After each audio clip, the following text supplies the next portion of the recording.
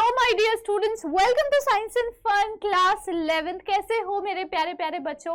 तो चलो आज स्टार्ट करते हैं हम लोग बहुत ही बेहतरीन, बहुत ही बड़ा और अच्छा chapter from plant physiology and that is photosynthesis in higher plants. बचपन से सुनते आ रहे हो photosynthesis, it is the process of making food by the plants in the presence of light is known as photosynthesis. लेकिन ये photosynthesis इतनी नहीं आसान, बस इतना समझ लीजिए बहुत सारे साइकिल्स का दरिया है और हर साइकिल के पार उतर कर जाना है। पता नहीं मैं क्या बोल रही हूँ, लेकिन ये फोटोसिंथेसिस का जो चैप्टर है this is going to be extremely complicated. Photosynthesis and respiration, ये दोनों चैप्टर एक ऐसा चैप्टर है जो आपके पूरे 11th के सिलेबस का सबसे one of the most difficult chapter है। तो आपको ये मानकर चलना है कि इस चैप्टर को बहुत ही अच्छे तरीके से, बहुत ही साफ सुथरे तरीके से थोड़ा थोड़ा करके, हौले हौले करके आगे बढ़ना पड़ेगा और पढ़ना पड़ेगा। तो इसमें जितना भी टाइम लगे, आई डोंट नो कितना टाइम लगेगा, नहीं लगेगा, लेकिन हर एक चीज, छोटी छोटी चीज मैं आप लोगों को पूरी अच्छे तरीके से क्लियर करने की कोशिश करूंगी, हर एक कॉन्सेप्ट को समझाने की कोशिश करूंगी। फिर भी अगर आपको कहीं पे भी कोई डाउट आता है तो आपको पता ही है कि आपको क्या करना है, आपको कमेंट बॉक्स के नीचे कमेंट करना है और पूछना है जो भी आपके डाउट्स हैं, एंड मैं उससे क्लियर करने की पूरी कोशिश करूंगी। So let's get started with a new chapter, new one shot, that is photosynthesis in higher plants. Now, सबसे पहले स्टार्ट करेंगे हम फोटोसिंथेसिस के इंट्रोडक्शन से। तो basically it is a physico chemical process. क्यों हम इसे फिजिको केमिकल प्रोसेस कह रहे हैं? क्योंकि अभी आप देखोगे कि इस प्रोसेस में कई सारे inorganic and organic reactions perform होंगे। इनऑर्गेनिक सब्सटेंसेस से ऑर्गेनिक सब्सटेंस बन रहा होगा, दैट इज ग्लूकोज, और फिर उसका यूटिलाइजेशन होगा, एटीपी जनरेट होगा, बहुत सारी चीजें होंगी। So that is why it is a physico chemical process. Physico इसीलिए क्योंकि बहुत सारे फिजिकल फैक्टर्स इन्वॉल्व होते हैं in the process of photosynthesis, जैसे कि मेजर है सनलाइट, देन है वाटर, उसके बाद टेम्परेचर भी अच्छा खासा रोल प्ले करता है। So by which green plants use करेंगे लाइट एनर्जी को, जिसको हम सोलर एनर्जी भी बोलते हैं, that is the ultimate source of energy for the plants as well as for the other human beings, other organisms. ठीक है, तो synthesise organic compound. What is this organic compound? It is sugar. Sugar is the organic compound that is being talked about here. So it is a basis of life on earth. बेटा अगर photosynthesis नहीं हो रही होती ना, तो क्या नहीं हो रहा होता?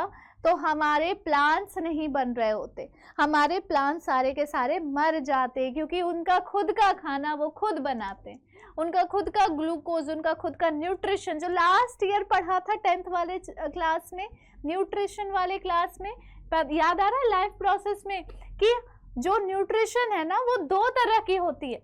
एक होता है ऑटोट्रॉफिक न्यूट्रिशन, एक होता है हेटेरोट्रॉफिक न्यूट्रिशन। तो जो ऑटोट्रॉफिक न्यूट्रिशन है वो है कि खुद से खुद का न्यूट्रिशन बनाना और बिना डाइजेस्ट किए उसे एसिमिलेट करवाना, उसे पूरे बॉडी में ट्रांसपोर्ट कराना। हेटेरोट्रॉफिक मोड ऑफ न्यूट्रिशन होता है कि हम या फिर जो भी हेटेरोट्रॉफिक ऑर्गेनिजम्स हैं वो फोटोट्रॉफ्स पे या फिर ऑटोट्रॉफ्स पर डिपेंड होंगे डायरेक्टली और indirectly for their source of nutrition. Clear है? तो अगर प्लांट्स नहीं होते, या फिर सोचो अगर फोटोसिंथेसिस ही नहीं होता, तो कोई भी प्लांट ठीक से जिंदा नहीं रह पाता और सारे प्लांट्स मर जाते। प्लांट को कंज्यूम करने वाला कोई ऑर्गेनिज्म नहीं बचा होता एंड अल्टीमेटली कोई भी नहीं बचा होता, क्योंकि सारी एनर्जी प्लांट से ही आ रही होती है और प्लांट्स के पास सारी एनर्जी सन से आ रही होती है, सनलाइट से आ रही होती है। So that is why it is the basis of life on the earth. Ultimately all living forms depend on sunlight for energy, directly या इनडायरेक्टली, बट अल्टीमेटली सारे के सारे लिविंग फॉर्म, सारे के सारे लिविंग ऑर्गेनिजम्स एनर्जी के लिए the one and only source पर डिपेंड होते हैं, दैट इज सनलाइट। राइट? चलो नाउ कुछ इम्पोर्टेंस है फोटोसिंथेसिस का, वो भी देख लिया जाए। सो it is the primary source of all food on earth. कुछ हो चाहे ना हो, फोटोसिंथेसिस अगर हो रही है प्लांट में तो प्लांट को कंज्यूम किया जा सकता है आसानी से, और प्लांट से हमें ग्लूकोज मिल जाएगा स्टार्च के फॉर्म में, राइट, ठीक है।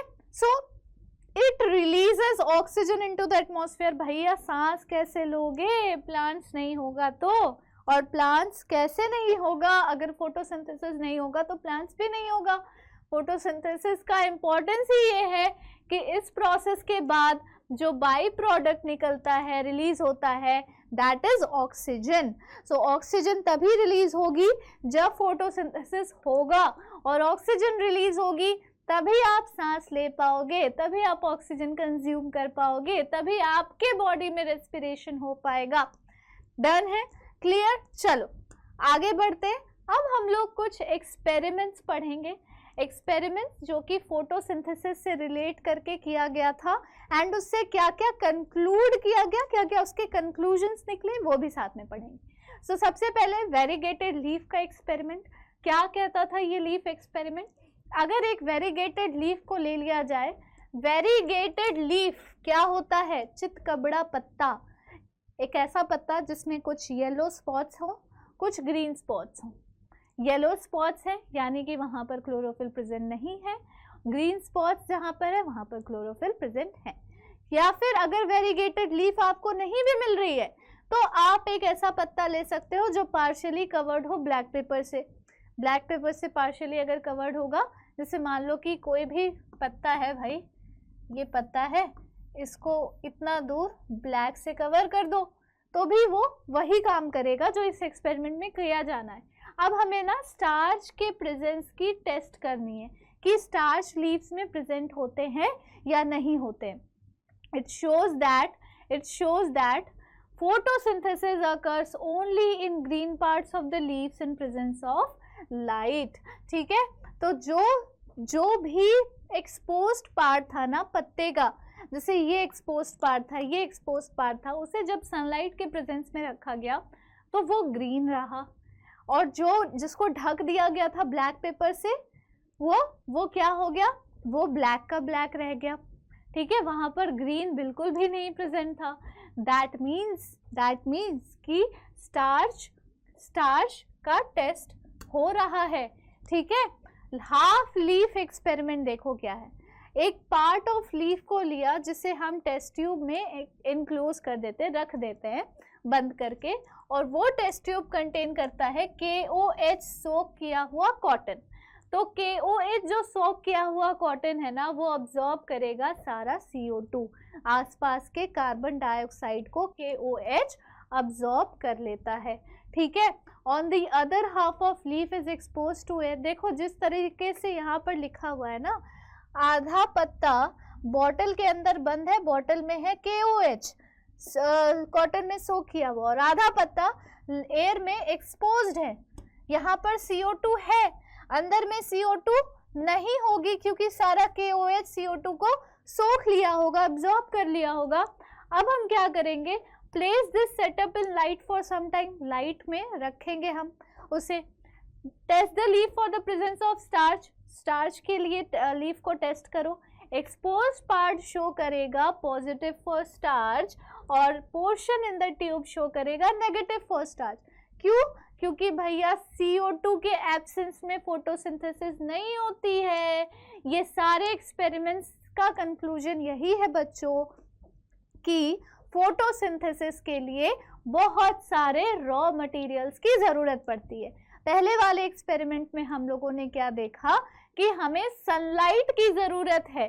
सनलाइट इज द बेसिस कि हम फोटोसिंथेसिस कर पाए। बेसिक रॉ मटेरियल है फोटोसिंथेसिस का। जो कवर्ड था पार्ट, वहाँ पर ग्रीन पिगमेंट्स ही नहीं बने, वहाँ पर प्रेजेंस ही नहीं था स्टार्च का। समझ में आया? तो सनलाइट ज़रूरी है फोटोसिंथेसिस के लिए। ये पहले एक्सपेरिमेंट में कंक्लूड हुआ। इस एक्सपेरिमेंट में, दूसरे एक्सपेरिमेंट में कंक्लूड हुआ कि CO2 बहुत ज़्यादा ज़रूरी है फोटोसिंथेसिस करवाने के लिए। It is the basic raw material for the process of photosynthesis. यहाँ पर CO2 नहीं है तो ये स्टार्च के लिए नेगेटिव टेस्ट दे रहा है, यहाँ पर CO2 है तो ये स्टार्च के लिए पॉजिटिव टेस्ट दे रहा है। चलो अगला हम बात करते हैं, अगला जो एक्सपेरिमेंट है that is experiment by Joseph Priestley. Priestley ने परफॉर्म किया एक्सपेरिमेंट ताकि वो प्रूव करे रोल ऑफ एयर का in the growth of green plants. Priestley ने परफॉर्म किया experiment to prove the role of air in the growth of green plants. उन्होंने oxygen की डिस्कवरी की थी 1774 में। अब ये मत कहना मैम 1774 से पहले कोई सांस नहीं लेता था। डिस्कवरी का मतलब होता है कि वो चीज़ें प्रेजेंट हैं इस दुनिया में पर उसके बारे में कोई जानता नहीं है, आइडेंटिफिकेशन उसकी नहीं हुई है, राइट। चलो, so he observed that a candle burning in closed bell jar gets extinguished. Similarly, a mouse suffocated in the closed jar.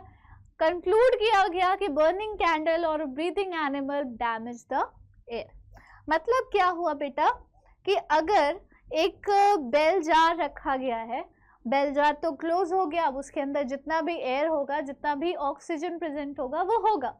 लेकिन अगर बेल जार के अंदर आप माउस को रख देते हो तो माउस जब सांसें ले रहा है, ऑक्सीजन कंज्यूम कर रहा है एंड कार्बन डाइऑक्साइड रिलीज कर रहा है, तो वहाँ पे एयर खत्म हो गया। अब वो एयर खत्म होगा तो वो चूहा तो तड़प तड़प के मरने लगेगा ना, वो सफोकेट करने लगेगा, तो वो सफोकेट करने लगा। फिर हम क्या करते हैं, फिर हम सोचते हैं कि चलो ठीक है एक और चीज़ देखी जाए। माउस के साथ साथ ना हमने एक बर्निंग कैंडल को भी रख दिया। अब कोई भी चीज़ जब जल रही होती है ना तो ऑक्सीजन के प्रेजेंस में जलती है। आपको पता होगा ऑक्सीडेशन का मतलब ही होता है बर्निंग, या फिर बिना ऑक्सीजन के प्रेजेंस के कोई भी चीज जल नहीं सकती, आग लग नहीं सकती ऑक्सीजन के बिना, है ना। फायर एक्सटिंग्विशर में क्या ही होता है, ऐसे केमिकल्स होते हैं जो ऑक्सीजन को इनहिबिट करवा देते हैं, उस जगह पे ऑक्सीजन प्रेजेंट नहीं होता, तभी आप फायर एक्सटिंग्विशर यूज करोगे तो जो उसमें से फोम और गैस निकलती है वो सारा ऑक्सीजन अब्जॉर्ब कर लेता है और ऑक्सीजन वहाँ पे खत्म हो जाता है, जिसकी वजह से आग बुझ जाती है, ठीक है। तो जब हमने कैंडल, बर्निंग कैंडल को रखा तो कुछ देर तक कैंडल जली, उसके बाद कैंडल बुझ गई। इसका मतलब यही हुआ कि जितना ऑक्सीजन कंज्यूम हो चुका for the burning of candle, अब उसके बाद ऑक्सीजन वहाँ पर प्रेजेंट नहीं है। अब देखो क्या होता है इसके बाद, he placed a mint plant in the bell jar. अब उसने ना तीसरी बार में क्या किया, माउस, चूहे और जलते हुए कैंडल के साथ एक छोटा सा मिंट का प्लांट भी वहाँ पर रख दिया उस बेल जार के अंदर। So he found that the mouse stayed alive and the candle continued to burn. भाई साहब ये तो जादू है, यही तो जादू है प्लांट्स का। प्लांट ने क्या किया, ऑक्सीजन रिलीज किया by the process of photosynthesis. इससे हमें पता चला, इससे हमें क्या कंक्लूड हुआ कि प्लांट्स रीस्टोर करते हैं एयर को, व्हाटएवर ब्रीदिंग एनिमल्स और बर्निंग कैंडल रिमूव कर रहे हैं, जो हम सारे ऑर्गेनिजम्स रिमूव करते हैं ना, प्लांट उसको रीस्टोर करता है। तब जाके उस गैस को ऑक्सीजन का नाम दिया गया, तब जाके पता चला कि उसे ऑक्सीजन कहते हैं, ठीक है।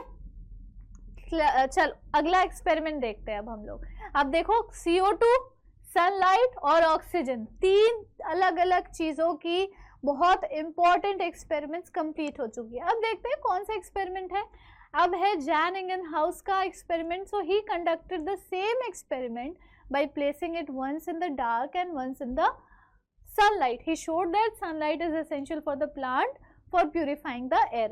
रिपीट किया एक्सपेरिमेंट विथ एक्वेटिक प्लांट के साथ एंड शो किया कि ब्राइट सनलाइट में छोटे बबल्स बन रहे होते हैं ग्रीन प्लांट्स के अराउंड, और जबकि डार्क में नहीं होते। लेटर ही आइडेंटिफाइड कि वो बबल जो है वो ऑक्सीजन हो सकता है, और उन्होंने बताया कि that only the green part of the plant release करती है ऑक्सीजन, जिससे हमें ये समझ में आता है कि फोटोसिंथेसिस का बाई प्रोडक्ट ऑक्सीजन होता है।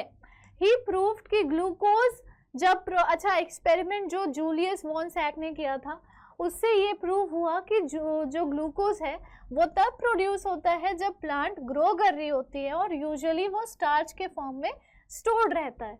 क्लोरोफिल लोकेटेड होते हैं स्पेशल बॉडीज में जिसको हम क्लोरोप्लास्ट कहते हैं। और क्लोरोप्लास्ट आप लोगों को बहुत अच्छे से पता है, it is a type of plastid जो कि प्लांट के सेल के अंदर पाया जाता है, एक तरह का सेल ऑर्गन। सेल वाले चैप्टर में पढ़ाया था मैंने, है ना। Now glucose is made in the green parts of the plant only, जहां पर भी क्लोरोफिल प्रेजेंट होगा वहीं पर समझ लो ग्लूकोज बनेगी। इसीलिए ना वो पहले वाले एक्सपेरिमेंट में हम लोगों ने स्टार्च का टेस्ट किया था वेरीगेटेड लीफ पर, जो वो ग्रीन कलर जहां जहां पर प्रेजेंट थी लीफ में, वही वाला पार्ट जो था वो स्टार्च के लिए पॉजिटिव टेस्ट दे रहा था, बाकी नहीं दे रहा था। Now experiment bye T.W. Engelmann, अब इनका भी एक्सपेरिमेंट देख लिया जाए भाई।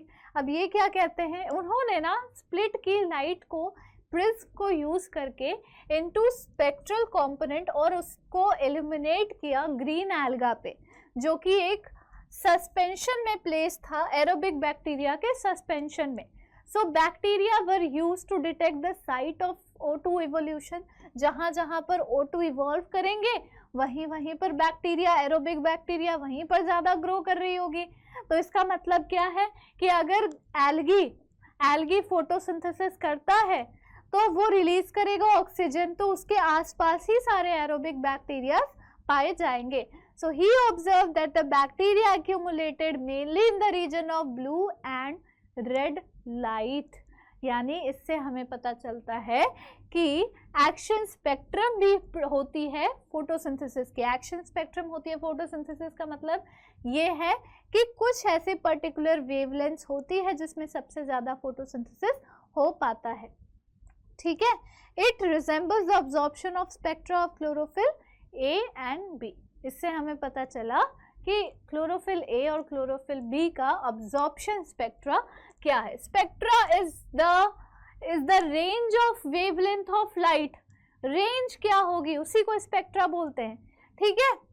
चलो, by the middle of 19th century it is discovered that plant use light energy ताकि वो कार्बोहाइड्रेट बना सके CO2 और पानी के हेल्प से, कार्बन डाइऑक्साइड एंड पानी के हेल्प से वो क्या बना सके, कार्बोहाइड्रेट बना सके। जो कार्बोहाइड्रेट आपने पढ़ा है बायोमोलिक्यूल में, हाँ जी वही कार्बोहाइड्रेट, ठीक है। अब देखो एम्पिरिकल इक्वेशन होती है CO2 प्लस H2O, लाइट के प्रेजेंस में CH2O, ये हो गया फॉर्मूला, ठीक है। एम्पिरिकल फॉर्मूला है ये, प्लस O2 जो कि रिलीज होगी, ऑक्सीजन, फ्री ऑक्सीजन रिलीज होगा। नाउ CH2 रिप्रेजेंट करता है किसी भी कार्बोहाइड्रेट को। अगर C का नंबर 6 ले लिया जाए, ठीक है, 6, अगर यहाँ पर 6 लिख दो तो क्या हो जाएगा, C6H12 और O6, जो कि फॉर्मूला है ग्लूकोज का। Glucose is a carbohydrate, right. समझ में आया। तो CH2O क्या हो गया, एम्पिरिकल फॉर्मूला हो गया। आगे बढ़ते हैं बच्चों। नाउ एक्सपेरिमेंट बाय कर्नेलियस वान नील। अब इनका भी एक्सपेरिमेंट देख लिया जाए। एक्सपेरिमेंट्स तो खत्म होने का नाम ही नहीं ले रहे, है ना। सो वैन नील जो एक माइक्रोबायोलॉजिस्ट थे, उन्होंने कंडक्ट किया कुछ स्टडी पर्पल और ग्रीन बैक्टीरिया पर। सो ही डेमोन्स्ट्रेटेड कि फोटोसिंथेसिस एक लाइट डिपेंडेंट रिएक्शन है जिसमें हाइड्रोजन एक सूटेबल ऑक्सीडाइजेबल कंपाउंड का रोल प्ले करता है, जो रिड्यूस करता है कार्बन डाइऑक्साइड को इनटू कार्बोहाइड्रेट। कार्बोहाइड्रेट को H2 यानी हाइड्रोजन रिड्यूस कर देगा कार्बोहाइड्रेट में। हाइड्रेट में रिड्यूस होने के बाद ही तो किसी चीज का हाइड्रेट बनता है बच्चों, है ना। चलो, this can be expressed as 2H2A plus CO2 gives 2A plus CH2O plus H2O, ठीक है। किसी भी तरह के रिएक्शन में hydrogen will be performing the role of reduction process. चलो, इन प्लांट्स H2O यानी पानी एक हाइड्रोजन डोनर का काम करेगा और ऑक्सीडाइज का and is oxidise to O2, और वो ऑक्सीडाइज हो जाएगा O2 में। पर्पल और ग्रीन सल्फर बैक्टीरिया यूज करते हैं हाइड्रोजन सल्फाइड को एज हाइड्रोजन डोनर, क्योंकि वहां पर ऑक्सीडाइज होने के लिए ऑक्सीजन नहीं होती है, ठीक है। Now so the oxidant product is sulphur. यहाँ पर ऑक्सीडेशन जब हो जाएगा, जैसे यहाँ ऑक्सीडाइज हो रहा है तो O2 बन रहा है, H2O से O2 बन रहा है, यानी इसका ऑक्सीडेशन हो गया, हाइड्रोजन को वो डोनेट कर दिया, हाइड्रोजन चला गया। अब हाइड्रोजन जिसके साथ मिला यानी CO2 के साथ मिला तो वो कार्बोहाइड्रेट बना लिया। हाइड्रोजन जिसके साथ मिलता है उसका रिडक्शन हो जाता है, हाइड्रोजन जहां से बाहर निकल जाता है उसका ऑक्सीडेशन हो जाता है। ठीक है, सो यहाँ पर जब पर्पल सल्फर बैक्टीरिया में जब ये प्रोसेस होगा तो ऑक्सीडेशन होने के बाद प्रोडक्ट बनेगा सल्फर या सल्फेट, और कोई ऑक्सीजन नहीं रिलीज होगी क्योंकि पर्पल सल्फर बैक्टीरिया ना आर्की बैक्टीरिया, ये कोई भी ऑक्सीजन प्रोड्यूस नहीं करते। So he inferred that O2 evolved by green plant comes from H2O not from CO2, क्योंकि CO2 में भी O2 था, H2O में भी ऑक्सीजन था, तो भाई असली ऑक्सीजन आ कहाँ से रहा है? असली ऑक्सीजन आ रहा है वाटर से, ना कि कार्बोहाइड्रेट से। So this was later proved by using radioisotopic technique। radioisotopic technique use करके हमने ये पता लगा लिया कि हाइड्रोजन रिमूव हो जाता है वाटर से और वाटर का ऑक्सीडेशन हो जाएगा इनटू ऑक्सीजन, और वो हाइड्रोजन चला जाएगा कार्बन डाइऑक्साइड के पास, कार्बन डाइऑक्साइड का हो जाएगा रिडक्शन और वो बन जाएगा कार्बोहाइड्रेट। ठीक है, Therefore, overall correct equation उसकी ये हो गई कि 6 molecule of carbon dioxide is used with 12 molecules of water in the presence of light to give 1 molecule of glucose यानी carbohydrate plus 6 molecule of water plus 6 molecule of oxygen। So ये था correct equation for photosynthesis। चलिए अब हम बात करेंगे photosynthetic sites and pigments के बारे में। चलो तो अब हम लोग देखते हैं कौन कौन से फोटोसिंथेसिस में साइट्स हैं जहां पर फोटोसिंथेसिस एक्चुअल में हो रही है, और कौन कौन से पिगमेंट्स रिक्वायर्ड होते हैं जिसके वजह से फोटोसिंथेसिस हो पाती है। सबसे पहले आप लोगों को पता है बच्चों कि मैंने आप लोगों को बताया था cell the unit of life वाले चैप्टर में कि क्लोरोप्लास्ट नाम का एक प्लास्टिड होता है। प्लास्टिड एक तरह का सेल ऑर्गेनेल है प्लांट सेल के अंदर। तो क्लोरोप्लास्ट जो है वो ग्रीन कलर के पिगमेंट्स कंटेन करता है। पिगमेंट तो आपको पता है ये कलर कंटेन करेगा, ठीक है। तो पिगमेंट की भी ना अपनी अपनी वेवलेंथ होती है कि वो कौन से लाइट के वेवलेंथ में लाइट को अब्सॉर्ब करेगा, ठीक है। सो क्लोरोप्लास्ट क्या है, फोटोसिंथेसिस जो होगी ग्रीन लीव्स में और green parts of the plant में होगी, ये तो आप लोगों को पता ही है। और क्लोरोप्लास्ट कहाँ पे प्रेजेंट होती है, लीव्स के मीजोफिल सेल्स में। ये आप क्लास 10 से जानते हो, मीजोफिल सेल्स जो है वहां पर क्लोरोप्लास्ट प्रेजेंट होती है। So it helps to get optimum quality of incident light। Mesophyll cell का काम क्या है, उसका रोल क्या है कि सनलाइट का ऑप्टिमम क्वांटिटी उसे मिलता रहे, ठीक है। सो क्लोरोप्लास्ट कंटेन करता है एक मेम्ब्रेनस सिस्टम। क्लोरोप्लास्ट एक मेम्ब्रेनस सेल ऑर्गेनेल है, ठीक है, एक मेम्ब्रेनस प्लास्टिड है जिसके अंदर प्रेजेंट होगा ग्राना, स्ट्रोमा लैमेली और फ्लूइड स्ट्रोमा। ग्राना क्या है, it is a pile of thylakoids. Thylakoid एक कॉइन के जैसा स्ट्रक्चर, ठीक है, एक कॉइन के जैसा स्ट्रक्चर, और जब एक के ऊपर एक के ऊपर एक कॉइन रखते चले जाते हैं और एक पूरा पाइल क्रिएट हो जाता है, उस पाइल को हम ग्राना या सिंगल पाइल को हम ग्रैनम बोलते हैं, राइट। ईच ग्रैनम, देखो जहां पर ग्रैनम है तो समझ जाना इट इज सिंगुलर, समझ जाना इट इज सिंगुलर। जहां पर ग्राना है समझ जाना it is plural. Singular plural तो आप लोगों को पता होना ही चाहिए इस लेवल पर आकर, ठीक है। It is a group of membrane bound sac like structure जिसको हम थैलाकॉइड कहते हैं या फिर लैमेली भी बोल सकते हैं। सो दे कंटेन लीफ पिगमेंट्स। ये क्या कंटेन करेगा, लीफ के पिगमेंट्स कंटेन करेगा। अब आगे देखो, द मेम्ब्रेन सिस्टम, जो उसका मेम्ब्रेन है वो ट्रैप करती है लाइट की एनर्जी को, लाइट एनर्जी को वो ट्रैप करेगी और एटीपी एंड एनएडीपीएच का सिंथेसिस कराएगी, एडेनोसिन ट्राइफॉस्फेट का सिंथेसिस कराएगी, ठीक है। निकोटिनामाइड, निकोटिन एडेनिन डाइफॉस्फेट का सिंथेसिस कराएगी। It is called light reaction. Light reaction कहाँ पर हो रही है?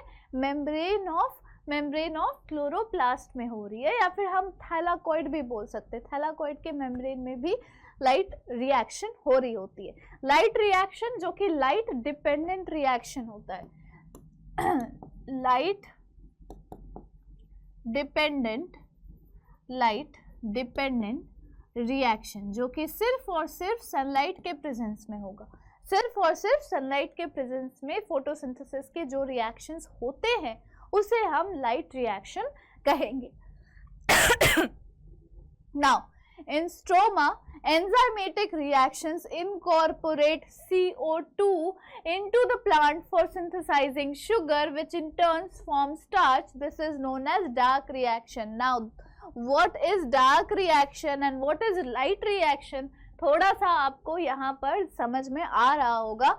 अब ज़्यादा तो अभी नहीं समझ पाओगे क्योंकि लाइट रिएक्शन बहुत बड़ा है और डार्क रिएक्शन भी बहुत बड़ा है, जिसको हम इंडिविजुअली पढ़ेंगे। लेकिन इतना तो समझ में आ रहा होगा कि जब मेम्ब्रेन सिस्टम लाइट एनर्जी को ट्रैप करती है और तब जो रिएक्शंस परफॉर्म होते हैं उसे हम लाइट डिपेंडेंट रिएक्शन या लाइट रिएक्शन कहते हैं। लेकिन एंजाइमेटिक रिएक्शन जिसमें CO2 कन्वर्ट होता है ग्लूकोज में, उस तरह के रिएक्शंस जो स्ट्रोमा के अंदर परफॉर्म हो रहे हैं वो सब कहलाएंगे डार्क रिएक्शन, क्योंकि उसमें लाइट के सोर्स का कोई रोल ही नहीं है। सिंस वहां पर लाइट के सोर्स का कोई रोल नहीं है, लाइट का कोई ऐसा समझ लो कि काम ही नहीं है, लाइट एनर्जी का कोई रोल नहीं है, इसीलिए हम उसे डार्क रिएक्शन कहते हैं। अब इसका मतलब ये नहीं है कि जब अंधेरा हो जाएगा, जब सनलाइट नहीं होगी तभी वो डार्क रिएक्शन होगा, ऐसा बिल्कुल भी नहीं है। बस लाइट रिएक्शन के अलावा हम किस रिएक्शन को समझाएंगे उस तरीके को समझाने के लिए हमने उसे नाम दे दिया है डार्क रिएक्शन। इसका डार्कनेस से कोई लेना देना नहीं है, ये आप लोग समझ जाओ, ठीक है। So it does not mean that they occur in darkness and that they are not light dependent, ठीक है। तो ये समझ में आ गया। Now pigments involve in photosynthesis. क्या क्या पिगमेंट्स इन्वॉल्व होते हैं फोटोसिंथेसिस में?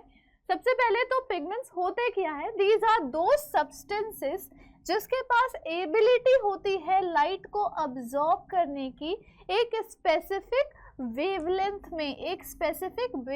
में लाइट को अब्सॉर्ब करने की एबिलिटी जिन सब्सटेंसेस में होती है उसे हम पिगमेंट कहते हैं, उसे हम पिगमेंट कहेंगे। क्रोमैटोग्राफी एक ऐसी टेक्निक होती है जिससे हम किसी भी पिगमेंट के सब्स्टिट्यूएंट कलर्स को हम देख सकते हैं कि कौन सा किस वेवलेंथ में काम करता है। तो यहाँ पर देखो, एक क्रोमैटोग्राम पेपर में क्लोरोफिल ए ब्राइट और blue green, chlorophyll b yellow green, xanthophyll yellow, carotenoids yellow to yellow orange, इस तरह के कलर्स देखने को मिले थे एक क्रोमैटोग्राम के अंदर जब हमने लीफ को क्रश किया था। एक लीफ के अंदर इतने सारे पिगमेंट्स होते हैं। क्लोरोफिल ए जो ब्राइट और ब्लू ग्रीन कलर का होगा, क्लोरोफिल बी जो येलो ग्रीन कलर की होगी, कैरोटीनॉइड्स जो येलो से येलो ऑरेंज कलर का होगा और ज़ैंथोफिल जो येलो कलर का होगा। तो ये सारे कलर्स के अलग अलग नाम हैं, ये सारे पिगमेंट्स के अलग अलग नाम हैं जो आप लोगों को याद रखने हैं। ना फंक्शन क्या है इन एसेसरी पिगमेंट्स का? एसेसरी पिगमेंट्स किसको कहेंगे? क्लोरोफिल बी, ज़ैंथोफिल और कैरोटीनॉइड को कहेंगे। जो मेन पिगमेंट होता है बच्चों, जो मेन पिगमेंट होता है वो होता है chlorophyll a. Main pigment is chlorophyll a, ठीक है। और जो बाकी के पिगमेंट्स होते हैं उसे हम एसेसरी पिगमेंट कहेंगे। फंक्शन क्या होगा एसेसरी पिगमेंट्स का? They will absorb light at different wavelengths and transfer the energy to chlorophyll a. अलग अलग वेवलेंथ में ये लाइट को अब्सॉर्ब करेंगे और वो एनर्जी को ट्रांसफर करेंगे क्लोरोफिल ए में। क्लोरोफिल ए जो कि मेन पिगमेंट है, जो कि मेन लाइट अब्सॉर्बिंग का काम करेगा। And they will also protect chlorophyll A from photo oxidation. ये क्या करेंगे? फोटो ऑक्सीडेशन से भी क्लोरोफिल ए को बचाएंगे एसेसरी पिगमेंट्स। तो इनका अच्छा खासा मेजर रोल है। नाउ द अब्जॉर्प्शन स्पेक्ट्रम और एक्शन स्पेक्ट्रम कंसाइड करती है बहुत ही क्लोजली, जिससे हमें ये समझ में आता है, ये दिखता है कि फोटोसिंथेसिस मैक्सिमम ब्लू और red regions of the spectrum में हो रही है। Blue and red regions of spectrum में मैक्सिमम फोटोसिंथेसिस हो रही है।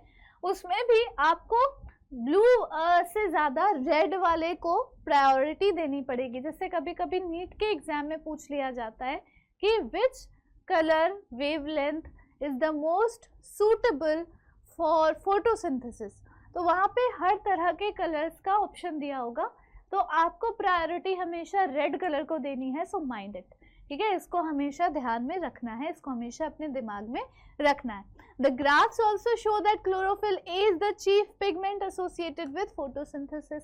अभी थोड़ी देर पहले ही मैंने आपको बताया कि chlorophyll A जो है that is the chief pigment, that is the main pigment जो photosynthesis में use हो रहा है। Now अब हम लोग सबसे पहले बात करेंगे फोटोसिस्टम्स के बारे में। पिगमेंट हो गया, अब हम लोग बात करेंगे साइट के बारे में। आज ये वाला टॉपिक क्या है, फोटोसिंथेसिस, साइट एंड पिगमेंट्स। तो साइट अब हम लोग देखेंगे, पिगमेंट्स तो देख चुके। अब फोटोसिस्टम क्या होता है बच्चों, ध्यान से देखो। पिगमेंट्स जो है ना वो दो फोटोसिस्टम्स में ऑर्गेनाइज्ड होते हैं, दो फोटोसिस्टम में वो ऑर्गेनाइज्ड होते हैं, जिसको हम फोटोसिस्टम 1 PS1 और फोटोसिस्टम 2 PS2 बोलेंगे। These are named in the sequence of their discovery। जैसे जैसे जिस सीक्वेंस में इन फोटोसिस्टम्स को डिस्कवर किया गया उस सीक्वेंस में इसका नाम रखा गया, यानी कि PS1 को पहले डिस्कवर किया, PS2 को बाद में डिस्कवर किया। बट दैट डजंट मीन कि किसी भी तरह के रिएक्शन में PS1 पहले काम करेगा और PS2 बाद में काम करेगा, ऐसा नहीं है, जबकि इसका जस्ट ऑपोजिट है। अभी आगे चलकर आप लोग देखोगे। So each photosystem has a chlorophyll A and accessory pigments bounded by a protein। हर एक फोटोसिस्टम में जो ऑर्गेनाइज्ड पिगमेंट्स, अभी यहाँ पर पढ़ा ना आपने, ऑर्गेनाइज्ड पिगमेंट्स प्रेजेंट होते हैं हर फोटोसिस्टम में, फोटोसिस्टम 1 में भी, फोटोसिस्टम 2 में भी। तो वो ऑर्गेनाइज्ड पिगमेंट्स के चारों तरफ ना प्रोटीन बाउंडेड रहती है, ठीक है। और वो ऑर्गेनाइज्ड पिगमेंट्स में कंटेन क्या होता है, एक चीफ पिगमेंट जिसको हम क्लोरोफिल ए कहते हैं, और बाकी के एसेसरी पिगमेंट्स यानी कि क्लोरोफिल बी और ज़ैंथोफिल और carotenoids. Now all pigments except one molecule of chlorophyll A form a light harvesting complex, LHC या एंटेना जिसे हम बोलते हैं। तो फोटोसिस्टम में ना क्या होता है, एक क्लोरोफिल के मॉलिक्यूल को छोड़कर बाकी सारे पिगमेंट्स एक लाइट हार्वेस्टिंग कॉम्प्लेक्स बना लेंगे, जिसको हम LHC या फिर एंटेना भी बोलते हैं। नाउ सिंगल क्लोरोफिल ए जो है, जो छूट गया था यहाँ पर, इसको छोड़ के बाकी लोगों ने LHC बनाया ना, तो जो छूटा हुआ था उसे हम रिएक्शन सेंटर कहेंगे। वो छूटा हुआ chlorophyll a will act as the reaction centre, यानी कि वहीं पर रिएक्शन विल बी परफॉर्मिंग।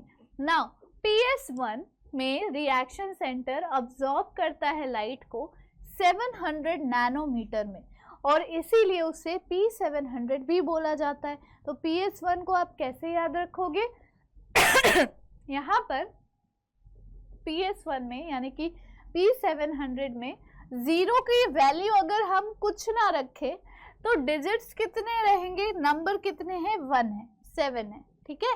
तो इसीलिए हम इसको PS1 बोल सकते हैं। मतलब मैं ये आपको एक याद करने का तरीका बता रही हूँ, एक मेमोराइजिंग टूल की तरह है ये।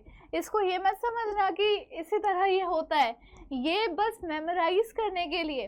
PS2 में रिएक्शन सेंटर अब्जॉर्ब करता है लाइट को 680 नैनोमीटर में की वेवलेंथ में, that is why it is also known as P680, right.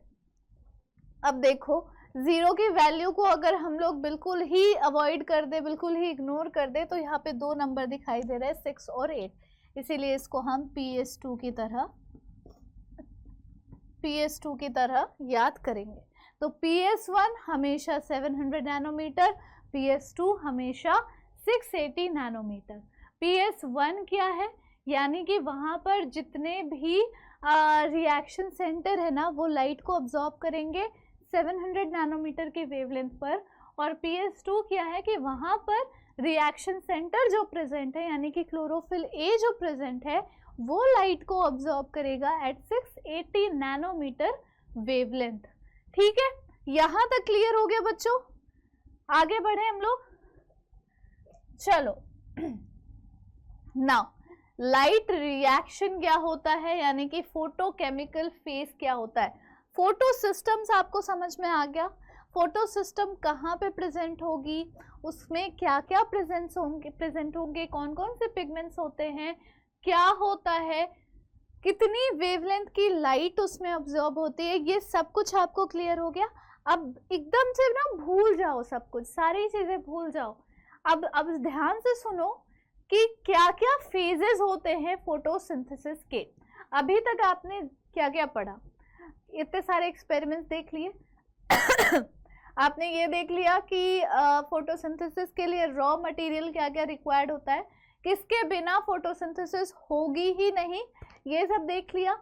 फिर आपको इतना पता है कि लीफ के ग्रीन पार्ट्स में फोटोसिंथेसिस होती है क्योंकि वहाँ पे क्लोरोप्लास्ट प्रेजेंट होते हैं।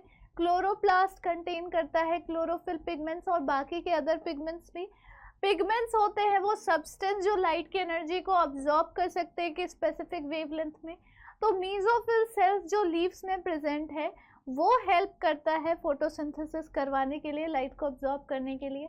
LHC क्या होता है, लाइट हार्वेस्टिंग कॉम्प्लेक्स प्रेजेंट होता है जो हमारे लीव्स के अलग अलग स्पॉट पे प्रेजेंट होगी, जहां पर सारे पिगमेंट्स ऑर्गेनाइज्ड फॉर्म में प्रेजेंट होंगे। अब उस LHC के अंदर भी एक क्लोरोफिल मॉलिक्यूल को छोड़कर बाकी सारे के सारे बाउंडेड होते हैं प्रोटीन से। वो बचा हुआ क्लोरोफिल मॉलिक्यूल किस तरह एक्ट करेगा, रिएक्शन सेंटर की तरह एक्ट करेगा। दो फोटो सिस्टम्स होते हैं, फोटो सिस्टम 1 और फोटो सिस्टम 2। फोटो सिस्टम 1 के रिएक्शन सेंटर में जब 700 नैनोमीटर की वेवलेंथ की लाइट अब्जॉर्ब होती है तो हम उसको PS1 कहते हैं। और फोटो सिस्टम 2 में, हाँ, फोटो सिस्टम 2 में 680 नैनोमीटर वेवलेंथ की सनलाइट अब्जॉर्ब होती है, तब हम उसको PS2 भी बोलते हैं। क्लियर है? या या P680 भी बोलते हैं और उधर P700 बोलते हैं। इतना क्लियर है? अब वो सब अलग रखो क्योंकि वो तो साइट और पिगमेंट के बारे में था। साइट हमें पता चल गया, पिगमेंट पता चल गया। अब देखो प्रोसेस के बारे में। दो तरह के रिएक्शंस होते हैं बच्चों फोटोसिंथेसिस के अंदर। एक होता है फोटोकेमिकल फेज यानी कि लाइट रिएक्शन, एक होता है एंजाइमेटिक फेज यानी कि डार्क रिएक्शन। लाइट रिएक्शन और डार्क रिएक्शन, सबसे पहले हम पढ़ेंगे लाइट रिएक्शन के बारे में। लाइट रिएक्शन इंक्लूड करेगी लाइट अब्जॉर्प्शन। सबसे पहले तो लाइट का अब्जॉर्प्शन ही होगा, उसके बाद होगा वाटर की स्प्लिटिंग। जैसे ही लाइट अब्जॉर्ब कर ली जाती है तो फोटॉन्स क्या है बच्चों, बंडल ऑफ लाइट के छोटे छोटे जो पैकेट्स होते हैं उसे हम फोटॉन्स कहते हैं। यूनिट होता है लाइट का फोटॉन। तो फोटॉन के हेल्प से वाटर का मॉलिक्यूल स्प्लिट हो जाता है इनटू हाइड्रोजन एंड ऑक्सीजन। तो दूसरा step will include water splitting in light reaction. तीसरा स्टेप लाइट रिएक्शन में होगा ऑक्सीजन का रिलीज होना, क्योंकि अब ऑक्सीजन का काम नहीं रहा। एक बार वाटर स्प्लिट हो चुकी है, ऑक्सीजन रिलीज हो जाएगा और हाइड्रोजन क्या करेगा, हाइड्रोजन करेगा कार्बोहाइड्रेट का फॉर्मेशन और इधर फॉर्मेशन होगी ATP और NADPH की। ATP जो कि एनर्जी करेंसी मानी जाती है, जिसके वजह से प्लांट को एनर्जी प्रोवाइड होती है। तो ये लाइट रिएक्शन है। आगे बढ़ते हैं हम लोग। लाइट रिएक्शन में जो सबसे पहला स्टेप होता है वो होता है द इलेक्ट्रॉन ट्रांसपोर्ट, यानी कि जैसे ही लाइट पड़ती है लाइट हार्वेस्टिंग कॉम्प्लेक्स में, वैसे क्या हो रहा है एग्जैक्टली वो हम लोग पढ़ेंगे ET में, इलेक्ट्रॉन ट्रांसपोर्ट चेन में, ETC में। जब PS2 यानी कि जिसमें 680 नैनोमीटर की वेवलेंथ अब्जॉर्ब होती थी जिस LHC में, वो जब अब्सॉर्ब करता है रेड लाइट को, यहाँ पर हमेशा रेड लाइट लिखा हुआ रहेगा, क्यों? क्योंकि रेड लाइट में सबसे ज्यादा मैक्सिमम अब्सॉर्प्शन होता है। मैक्सिमम अब्सॉर्प्शन रेड लाइट की होती है, क्योंकि वेवलेंथ सबसे ज्यादा रेड लाइट की होती है ना। इसीलिए ट्रैफिक सिग्नल में भी रेड लाइट को सबसे ज्यादा प्रायोरिटी रखा जाता है स्टॉप साइन के लिए, ताकि दूर से ही लोग रेड लाइट देखकर रुक जाएं और कोई भी एक्सीडेंट ना हो पाए। तो जब PS2 रेड लाइट को 680 नैनोमीटर की वेवलेंथ में अब्सॉर्ब करेगा, इलेक्ट्रॉन्स एक्साइट हो जाएंगे बच्चों और ट्रांसफर हो जाएंगे इन इलेक्ट्रॉन एक्सेप्टर। कोई ना कोई वहां पर इलेक्ट्रॉन एक्सेप्टर तो प्रेजेंट होगा जो इलेक्ट्रॉन को एक्सेप्ट करेगा। सी दिस, LHC में लाइट पड़ी और इलेक्ट्रॉन्स एक्साइट हुए, ठीक है। इलेक्ट्रॉन्स कैसे एक्साइट हुए? H2O ब्रेक कर गया, स्प्लिटिंग हो गई, ठीक है। इलेक्ट्रॉन्स कैसे एक्साइट हुए? Splitting of water, splitting of water की वजह से इलेक्ट्रॉन्स बाहर निकल जाते हैं। देखो, 2 इलेक्ट्रॉन निकला, 2 हाइड्रोजन निकला, यानी कि प्रोटॉन, और ऑक्सीजन अलग हो गया। तो ऑक्सीजन तो रिलीज हो चुका है एटमॉस्फेयर में, बचा क्या? 2H और 2 इलेक्ट्रॉन। इलेक्ट्रॉन एक्साइट होके ऊपर गया, इलेक्ट्रॉन एक्सेप्टर उसको एक्सेप्ट किया। नाउ इलेक्ट्रॉन एक्सेप्टर उसे पास करेगा एक chain of electron transport system में, जो कि साइटोक्रोम कंसिस्ट करेंगे। तो ये इलेक्ट्रॉन ट्रांसपोर्ट सिस्टम में इसे ट्रांसफर कर देता है, इलेक्ट्रॉन को पास ऑन कर देता है, जो कंसिस्ट करती है कुछ साइटोक्रोम्स, ठीक है। This movement of electron is downhill. Downhill का क्या मतलब होता है? रिडॉक्स पोटेंशियल स्केल में डाउनहिल जाना, रिडॉक्स पोटेंशियल स्केल में डाउनहिल जाना। तो डाउनहिल गया, इलेक्ट्रॉन्स फिर से ट्रांसफर हो गए PS1 के पिगमेंट में, फिर से वो इलेक्ट्रॉन्स PS1 में ट्रांसफर हो गए। दिस इज PS1 का LHC, दिस इज PS2 का LHC। क्लियर है बच्चों? यहाँ तक अगर हो गया तो चलो आगे। अब देखो, साइमल्टेनियसली, यानी कि एक ही समय पर, एक ही टाइम पर क्या हो रहा है, इलेक्ट्रॉन्स जो PS1 के हैं, they are also excited when they receive red light of 700 nanometre. उसी टाइम पर, उसी LHC में, PS1 वाले में, PS1 LHC में क्या हो रहा होगा? 700 नैनोमीटर की वेवलेंथ वाली लाइट अब्सॉर्ब हो रही होगी। It is occurring at the same time. PS1 में भी उसी टाइम पर हो रहा है, PS2 में भी उसी टाइम पर हो रहा है, और फिर वो ट्रांसफर करेगा अनदर एक्सेप्टर मॉलिक्यूल को हैविंग ग्रेटर रिडॉक्स पोटेंशियल, ठीक है। और फिर वो इलेक्ट्रॉन को ट्रांसफर करेगा दूसरे अनदर इलेक्ट्रॉन एक्सेप्टर के पास, जिसके पास ग्रेटर रिडॉक्स पोटेंशियल होगी। फिर से वापस से ये इलेक्ट्रॉन्स डाउनहिल चले जाते हैं to a molecule of NADP+। अब ये जब डाउनहिल गया NADP+ के पास, तो क्या होगा? NADP+ जो है वो रिड्यूस हो जाएगा NADPH में, NADPH में ये रिड्यूस हो जाएगा, ठीक है। रिडक्शन हो गया NADP+ का। ट्रांसफर होगा electron from PS2 to PS1 और फाइनली डाउनहिल जाएगा NADP+ के पास। इसी को हम Z स्कीम बोलते हैं, क्योंकि इसका जिगजैग तरीके का शेप है। देख रहे हो, ऐसा ऐसा ऐसा जिगजैग सा शेप है, इसीलिए हम इसे Z स्कीम भी बोलते हैं। इस इलेक्ट्रॉन ट्रांसपोर्ट सिस्टम को, इलेक्ट्रॉन ट्रांसपोर्ट चेन को हम zigzag या फिर Z स्कीम भी बोलते हैं। Due to its zigzag shape, this shape is formed when all the carriers are placed in a sequence on a redox potential scale। जब सारे के सारे कैरियर को हम redox potential scale पे डालते हैं, तो हम ये देखेंगे कि पहले लो redox potential, फिर हाई, फिर लो, फिर हाई, फिर लो। तो वो zigzag हो गया ना, इसीलिए हम उसे Z स्कीम का नाम देते हैं।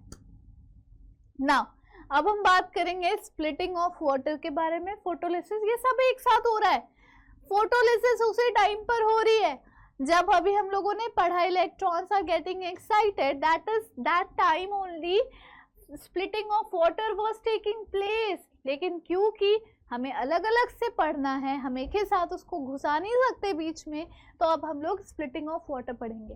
सो the water splitting complex in PS2 is located on the inner side of the thylakoid membrane. Thylakoid क्या होता है? क्लोरोप्लास्ट के अंदर पतली सी कॉइन जैसी या फिर सैक लाइक जैसी स्ट्रक्चर जो प्रेजेंट होती है उसे थैलाकोइड बोला जाता है। उसी के मेम्ब्रेन के इनर साइड में हो रहा होता है वाटर का स्प्लिटिंग। तो वाटर स्प्लिट होके H+ में, O नेसेंट ऑक्सीजन में और इलेक्ट्रॉन्स में क्या हो जाएगा? कन्वर्ट हो जाएगा। 2H2O molecule will give rise to 4H+ plus O2 plus 4 electrons. इस वजह से PS2 जो है वो सप्लाई कर पाएगा electron continuously by replacing electron from water splitting. यहाँ से इलेक्ट्रॉन्स आए जा रहे हैं, LHC PS1 के पास इलेक्ट्रॉन्स आए जा रहे हैं, तो वो बार बार उसको एक्साइट भी करा रहा है। तो जितनी बार एक्साइट कराएगा उतनी बार वो आते चले जाएंगे। तो एक नेटवर्क, एक chain of electrons are moving ना, that is why it is also known as electron transport chain. ठीक है, thus PS2 provide electrons needed to replace those removed during from PS1। ठीक है, the protons यानी कि H+ are used to reduce NADP to NADPH। H का काम ही reduction करना होता है, O का काम क्या होता है? ऑक्सीडेशन करना। ऑक्सीजन का काम ऑक्सीडेशन करना होगा और हाइड्रोजन का काम रिडक्शन करना होगा। तो जिसके भी साथ हाइड्रोजन मिल गया वहाँ पर उसकी क्या होगी? वहाँ पर उसकी रिडक्शन हो जाएगी। O2 लिबरेट कर जाता है as by product of photosynthesis. तो जो ट्रीज से हमें ऑक्सीजन मिल रही होती है वो बेसिकली फोटोसिंथेसिस के लाइट रिएक्शन के टाइम पर रिलीज हुए ऑक्सीजन ही मिल रहे होते हैं हमें। ठीक है बच्चों, क्लियर है यहाँ तक? आगे चलो। फोटोफॉस्फोराइलेशन क्या होता है? अब देखो ये भी ना उसी टाइम पर हो रहा होगा जिस टाइम पर इलेक्ट्रॉन ट्रांसपोर्ट चेन हो रहा है। सब कुछ एक ही टाइम पर होता है, पर पढ़ेंगे हम अलग अलग तरीके से ताकि अलग अलग टॉपिक हमें समझ में आए। सो जो synthesis of ATP by cells in mitochondria and chloroplast is known as phosphorylation. Phosphorylation basically क्या हो गया? फॉस्फोराइलेशन। ATP को क्या बोलते हैं? ATP को क्या बोलते हैं? Adenosine triphosphate. ADP को क्या कहते हैं हम? Adenosine diphosphate. फॉस्फोराइलेशन का मतलब हो गया बच्चों फॉस्फेट ग्रुप का एडिशन करवा देना। एक फॉस्फेट ग्रुप ऐसे छीट के मार देना उसके मुंह पर। तो ADP जब कन्वर्ट होता है ATP में, यानी एडेनोसिन डाइफॉस्फेट कन्वर्ट होता है एडेनोसिन ट्राइफॉस्फेट में, तो हम ये समझेंगे कि एक फॉस्फेट ग्रुप का एडिशन हुआ है या फिर फॉस्फोराइलेशन हुआ है। ठीक है, अब समझ में आया फॉस्फोराइलेशन मतलब। और फॉस्फोराइलेशन मतलब हो गया कि ATP का सिंथेसिस ADP से होना इन द प्रेजेंस ऑफ लाइट। दो तरीके से ये काम हो सकता है। फॉस्फोराइलेशन यानी कि formation of ATP from ADP दो तरीके से हो सकता है, एक साइक्लिक और एक नॉन साइक्लिक। नॉन साइक्लिक पहले पढ़ेंगे, साइक्लिक हम लोग बाद में पढ़ेंगे। अब देखो सबसे पहले नॉन साइक्लिक फॉस्फोराइलेशन, फोटोफॉस्फोराइलेशन में क्या होगा? ये तब होगा जब दो फोटो सिस्टम वर्क करेंगे एक सीरीज में, पहले PS2 और फिर PS1। जो भी हम लोगों ने शुरू में पढ़ा वही है non cyclic. Through electron transport chain, जैसा कि हमने Z स्कीम में देखा, यहाँ लिखा है साफ साफ, यानी कि जो हमने अभी पढ़ा that was non cyclic photophosphorylation, क्योंकि वो जेड स्कीम था, ऐसे ऐसे ऐसे ऐसे होके चला गया वो. It is non cyclic process because the electrons lost by PS2 do not come back to it but pass on to NADP+. एक बार जो इलेक्ट्रॉन एक्साइट हो चुके वो चले गए PS1 के पास, फिर PS1 से जो एक्साइट हो गए वो रिड्यूस कर दिया क्या, किसको, NADP+ को रिड्यूस कर दिया, पास ऑन हो गया वहाँ पर. ठीक है, तो वो वापस कभी भी PS1 या PS2 के पास नहीं जाएंगे, PS2 के पास वो वापस कभी नहीं जाएंगे. दैट इज वाई इसे हम नॉन साइक्लिक फोटोफॉस्फोराइलेशन बोलते हैं. अब देखो साइक्लिक फोटोफॉस्फोराइलेशन क्या होगा. It occurs in stroma lamellae. अभी तक हमने क्या पढ़ा था, inner membrane of thylakoid membrane. ठीक है, थैलाकॉइड मेम्ब्रेन की इनर लेयर में हो रहा था, लेकिन साइक्लिक फोटोफॉस्फोराइलेशन होगा स्ट्रोमा लैमेली में, जहां पर सिर्फ PS1 ही फंक्शनल है, जहां पर सिर्फ और सिर्फ PS1 फंक्शनल है. नाउ इलेक्ट्रॉन सर्कुलेट होगा within photosystem and ATP synthesis occur होगी साइक्लिक फ्लो ऑफ इलेक्ट्रॉन के वजह से. कैसे cyclic flow of electron, light से यहाँ क्लोरोफिल P700 पे पड़ा, इलेक्ट्रॉन एक्सेप्ट हुआ, इलेक्ट्रॉन ट्रांसपोर्ट सिस्टम वापस इलेक्ट्रॉन इसको दिया, फिर से ये लाइट पड़ने पर एक्साइट हुआ, फिर से ये वापस इसको दे दिया. इसी वजह से इसको साइक्लिक फोटोफॉस्फोराइलेशन बोलते हैं. लैमेली ऑफ ग्राना के पास PS1 और PS2 है. ठीक है, the stroma lamellae membrane lack करेगा PS2 को और NADP रिडक्टेज को. लैक करेगा किसको, PS2 को और NADP रिडक्टेज को. The electron does not pass on to NADP+, लेकिन वो साइकिल बैक हो जाता है PS1 के pass through electron transport chain. Electron transport chain के थ्रू वो वापस PS1 के पास चला जाता है. यहाँ पर ATP सिंथेसाइज होती है, लेकिन कोई NADP H+H+ नहीं बन रहा होता है. तो cyclic photophosphorylation also occurs when only light of wavelength beyond 680 nanometer are available. 680 हो जाएगा तो वो PS2 हो जाएगा ना, और PS2 जहाँ इन्वॉल्व होते हैं वो नॉन साइक्लिक हो जाता है. तो साइक्लिक फोटोफॉस्फोराइलेशन तभी पॉसिबल है जब 680 नैनोमीटर वेवलेंथ की लाइट के बियॉन्ड, उससे ज़्यादा नैनोमीटर लाइट की वेवलेंथ हमें मिलेगी, मतलब उस प्लांट को मिलेगी, तभी जाके साइक्लिक फोटोफॉस्फोराइलेशन हो पाएगा. चलो अब हम बात करेंगे केमी ऑस्मोटिक हाइपोथेसिस के बारे में. ये एक्सप्लेन करता है कि ATP की सिंथेसिस क्लोरोप्लास्ट में हुई कैसे, ATP बना कैसे. ठीक है, सो केमी ऑस्मोसिस का क्या मतलब है, आयंस का मूवमेंट एक सेमी परमिएबल मेम्ब्रेन के थ्रू. सो ये क्लोरोप्लास्ट और माइटोकॉन्ड्रिया में होगा. केमी ऑस्मोटिक जो प्रोसेस है, हाइपोथेसिस है, वो हो कहाँ रही है, वो क्लोरोप्लास्ट और माइटोकॉन्ड्रिया में हो रही है. अब केमी ऑस्मोसिस के लिए ना, यानी कि मूवमेंट ऑफ आयंस के लिए हमें एक मेम्ब्रेन चाहिए, क्योंकि यहाँ लिखा हुआ है सेमी परमिएबल मेम्ब्रेन. एक प्रोटॉन का पंप चाहिए, एक प्रोटॉन ग्रेडियंट चाहिए, यानी कि हाइयर प्रोटॉन लोअर प्रोटॉन ऐसे करके ग्रेडियंट चाहिए across thylakoid membrane of ATP synthetase. What is ATP synthetase? It is the enzyme that is used to synthesize ATP. Enzyme that is used to synthesize ATP. Now, splitting of water will take place on the inner side of the membrane. Thylakoid membrane की inner side में splitting of water होगा, जो 2 बार already पढ़ चुके हो. So the proton accumulate in the lumen of thylakoid. तो सारे के सारे प्रोटॉन कहाँ accumulate कर जाएंगे, थैलाकॉइड के ल्यूमन में accumulate कर जाएंगे. स्प्लिटिंग हुई, स्प्लिटिंग के बाद इलेक्ट्रॉन अलग हुए, प्रोटॉन अलग हुए.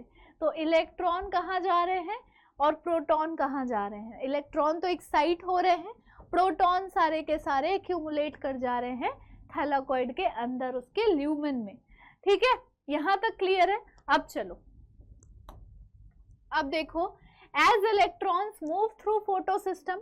अभी याद है हम लोग अभी फोटो सिस्टम पढ़ रहे थे, इलेक्ट्रॉन एक्साइट हुआ, फिर उसको एक्सेप्ट किया गया, फिर एक्सेप्टर एक चेन बनाया, PS2 के पास ले गया, PS2 के भी खुद के इलेक्ट्रॉन्स एक्साइट हुए, वहां पर वो गए, NADP को रिड्यूस किया, है ना। सो जैसे जैसे ये फोटो सिस्टम में मूव कर रहे हैं ना, प्रोटॉन ट्रांसपोर्ट हो रहा है अक्रॉस द मेम्ब्रेन। जैसे जैसे वो एक्साइट हो रहे हैं, प्रोटॉन भी मेम्ब्रेन के अक्रॉस मूव कर रहा है। So this is due to the removal of proton from stroma for the following reasons. कौन कौन से रीजन की वजह से इसका रिमूवल हुआ? The primary electron acceptor is located towards the outer side of the membrane, और ट्रांसफर हो गया उसके इलेक्ट्रॉन का टू H कैरियर। सारे इलेक्ट्रॉन्स ट्रांसफर हो गए H कैरियर में। So this molecule removes a proton from the stroma while transporting an electron। अगर उस पर्टिकुलर मॉलिक्यूल को ट्रांसपोर्ट करना है इलेक्ट्रॉन, तो उसके लिए उसे एक प्रोटॉन को रिमूव करना पड़ेगा। When this molecule passes on to its electron to the electron carrier on the inner side of the membrane, proton is released into the lumen of the membrane। तो जब ये मॉलिक्यूल पास करता है अपने electron को electron carrier में, H carrier में, to the inner side of the membrane, तब प्रोटॉन रिलीज हो जाती है ल्यूमन ऑफ द मेम्ब्रेन के अंदर। ठीक है, मेम्ब्रेन के ल्यूमन के अंदर। नाउ एज इलेक्ट्रॉन्स मूव, ये तो हो गया ना। नाउ सेकेंड रीजन क्या है? The NADP reductase enzyme is located on the stroma side of the membrane। Stroma के side of the membrane में present है, along with electrons coming from PS1। Protons are necessary to reduce NADP plus, so these protons are also removed from the stroma। धीरे धीरे करके एक एक proton को remove करते चले गए हैं। ठीक है, तब जाके रिडक्शन हुई है, तब जाके फॉस्फोराइलेशन हुआ है, तब जाके ATP की सिंथेसिस हुई है। So hence proton in stroma are decreased, but in lumen protons are accumulated. Thylakoid के अंदर उसके ल्यूमेन में प्रोटॉन एक्यूमुलेट करने लग गया है। कैसे? क्योंकि स्ट्रोमा से वो डिक्रीज होती चली जा रही है, वो रिमूव होती चली जा रही है। सो इससे ना एक प्रोटॉन ग्रेडियंट क्रिएट हो गया अक्रॉस थैलाकॉइड मेम्ब्रेन, और इससे ल्यूमेन का pH डिक्रीज हो गया। अब क्या होगा? ब्रेक डाउन होगा प्रोटॉन ग्रेडियंट का, जिससे सिंथेसिस होगी ATP की by ATP synthetase enzyme, by ATP synthetase enzyme. तो ये था बच्चों केमी ऑस्मोटिक हाइपोथेसिस, एक ऐसा हाइपोथेसिस, एक ऐसा अंदाज़ा जिससे हम ये समझ सकते हैं, इससे हम ये पता लगा सकते हैं कि बेसिकली ATP की सिंथेसिस आखिर हुई कैसे। वो हुई प्रोटॉन्स के ग्रेडियंट के बनने के वजह से और उसके ब्रेक डाउन होने के वजह से। ठीक है, अब देखो ATP सिंथेटेज जो है, जो एंजाइम है, वो क्या कंसिस्ट करता है? दो पार्ट कंसिस्ट करेगा, CFO और CF1 पार्टिकल। CFO और CF1 पार्टिकल, CFO क्या है? ये एम्बेडेड होगा मेम्ब्रेन में और फॉर्म करेगा ट्रांस मेम्ब्रेन चैनल। ये कैरी आउट करेगा facilitated diffusion of proton across the membrane. Membrane के अक्रॉस फैसिलिटेटेड डिफ्यूजन होगी प्रोटॉन्स की, है ना, टू द स्ट्रोमा, और रिजल्ट करेगा प्रोटॉन के ग्रेडियंट का ब्रेक डाउन, जिसकी वजह से ATP बन रही है। CF1 पार्टिकल का क्या काम है? ये प्रोट्रूड करते हैं on the outer surface of the thylakoid membrane. तो मेम्ब्रेन के आउटर सरफेस पर ये धीरे धीरे बनने शुरू होंगे, और energy due to break down of gradient causes conformational change in the CF1 particle, जिसके वजह से एंजाइम जो है सिंथेसिस कर पाता है ATP की। क्लियर है बच्चों? चलो, नाउ एनर्जी जो यूज की गई है to pump protons across a membrane to create gradient और a high concentration of proton within the thylakoid lumen. तो ATP सिंथेटेज के पास ना एक चैनल है ताकि डिफ्यूजन हो सके प्रोटॉन का बैक अक्रॉस द मेम्ब्रेन, और इससे रिलीज होती है एनर्जी ताकि एक्टिवेट हो जाए ATP का सिंथेटेज एंजाइम और वो कैटलाइज कर दे फॉर्मेशन ऑफ ATP को। यानी ATP बनने के लिए भी एनर्जी की ज़रूरत है। तभी तो थोड़ी सी एनर्जी होगी, तभी तो थोड़ी और ज्यादा एनर्जी बनेगी। समझ में आ रहा है? आपके अंदर अगर बिल्कुल एनर्जी नहीं बचती है तो आप खाना खा भी नहीं पाओगे। समझ में आया? खाना खाने के लिए भी एनर्जी चाहिए ताकि वो खाना वापस से तुम्हें और एनर्जी दे पाए। तो यही कहानी है कुल मिलाकर। नाउ बायोसिंथेटिक फेज, जिसको हम डार्क रिएक्शन बोलते हैं, अब हम लोग इसको पढ़ेंगे। चलो बच्चों, तो अब हम लोग देखेंगे कि डार्क रिएक्शन क्या होता है। बायोसिंथेटिक फेज हम इसे क्यों कहते हैं? क्योंकि लाइट रिएक्शन में ना फोटोकेमिकल फेज था। हम फोटो यानी कि लाइट के प्रेजेंस में कुछ केमिकल रिएक्शंस ऑब्जर्व कर रहे थे। बायोसिंथेटिक फेज में क्या होगा? बेसिकली सिंथेसिस होगी शुगर की, बायो एंड सिंथेटिक। ठीक है, तो अब इसमें क्या होगा? जो प्रोडक्ट है लाइट रिएक्शन का, जो प्रोडक्ट है लाइट रिएक्शन का, वो हमें मिलेगा in the form of ATP, NADPH और O2। वो हमें मिलेगा in the form of ATP, NADPH और O2। So light reaction क्या है? It is the use of ATP and NADPH to drive the processes for the synthesis of food. Ultimately हमारा photosynthesis करने का, हमारा नहीं, plants का photosynthesis करने का goal क्या है, purpose क्या है? To make their own food. Food in the form of sugar, in the form of carbohydrate, in the form of glucose, right? तो sugar बनाने के लिए डार्क रिएक्शन को चाहिए एटीपी और NADPH ताकि फूड बनाने का प्रोसेस feasible हो पाए, कैरी आउट हो पाए। This phase does not directly depend on the light, but it is dependent on the products of light reaction. Product क्या क्या बन रहा था लाइट रिएक्शन में? ATP बन रहा था, NADPH बन रहा था, और वही ATP और NADPH इस डार्क रिएक्शन में यूटिलाइज किया जाएगा टू मेक शुगर। तो ये इसे डार्क रिएक्शन इसलिए नहीं बोलते क्योंकि ये अंधेरे में हो रहा होता है, ऐसा कुछ भी नहीं है। इसे डार्क रिएक्शन इसलिए बोलते हैं क्योंकि ये डायरेक्टली सनलाइट के लिए डिपेंडेंट नहीं है, सनलाइट पर डिपेंडेंट नहीं है या किसी भी लाइट पर डिपेंडेंट नहीं है इस रिएक्शन को होने के लिए, इस फेज को कंप्लीट होने के लिए। जबकि उस लाइट रिएक्शन के प्रोडक्ट्स पर ये डिपेंड करता है कि जब लाइट रिएक्शन हो जाएगी, प्रोडक्ट बनेगा ATP और NADPH, तभी जाकर डार्क रिएक्शन स्टार्ट होगी। और ये किसी भी टाइम हो सकता है, सुबह में हो सकता है, दोपहर में हो सकता है, शाम को, रात को, कभी भी हो सकता है, पर होगा तभी जब once light reaction is completed and ATP and NADPH is being produced. Now it can be verified as follows. Immediately after light becomes unavailable, जैसे ही लाइट अनअवेलेबल हो जाती है, बायोसिंथेटिक प्रोसेस कंटिन्यू करता है कुछ देर के लिए। कब तक के लिए? जब तक उसका ATP और NADPH जो लाइट रिएक्शन से उसे मिल रहा था वो तब तक, जब तक यूटिलाइज नहीं हो जाता पूरी तरीके से, तब तक ये क्या करेगा? बायोसिंथेटिक फेज को कंटिन्यू कराएगा कुछ समय के लिए एंड देन स्टॉप हो जाएगा, उसके बाद ये बंद हो जाएगा। अगर लाइट अवेलेबल हुई फिर से सिंथेसिस स्टार्ट हो जाएगी, ऑब्वियस सी बात है, क्योंकि फिर से लाइट रिएक्शन कंप्लीट होगा, NADPH और ATP का प्रोडक्शन होगा and ultimately dark reaction will be started automatically. ठीक है, चलो बच्चों आगे चलते हैं। नाउ CO2 क्या करेगा? कंबाइन कर जाएगा वाटर के साथ और बना लेगा CH2O या फिर शुगर, CH2O। ये एम्पिरिकल फॉर्मूला हो गया किसी भी शुगर के लिए। अब जैसे अगर ग्लूकोज देख लो तो अगर नंबर ऑफ कार्बन एटम 6 है तो उसका डबल हो जाएगा, H में 12 हो जाएगा और ऑक्सीजन में 6 हो जाएगा। बेसिक बात है ये, ठीक है। CO2 assimilation during photosynthesis is two type. Assimilation यानी कि यूटिलाइजेशन। assimilation का क्या मतलब हो गया? यूटिलाइजेशन।